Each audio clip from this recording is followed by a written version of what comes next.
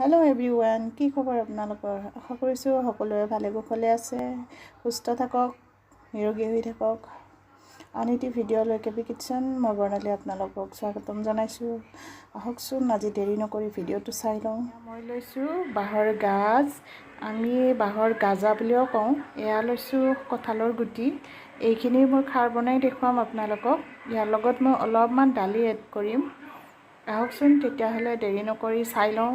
বাঁহৰ গাজখিনি এনেকৈ সৰু সৰুকৈ কাটি লৈছোঁ, লগতে কঁঠালৰ গুটি বাকলিটো এৰুৱাই পেলাই এনেকৈ দি দিছোঁ। অলপ দালি দিছোঁ, অলপ খাৰ দিছোঁ। এইখিনি অলপ সিজিব দিম এতিয়া। বাঁহৰ গাজ কঁঠালৰ গুটি হৈ গ'ল। আপোনালোকেও এনেকৈ বনাই খাই চাবচোন। ভাল লাগিলে লাইক কমেণ্ট শ্বেয়াৰ কৰিব, লগতে ছাবস্ক্ৰাইব কৰিবলৈ নাপাহৰিব।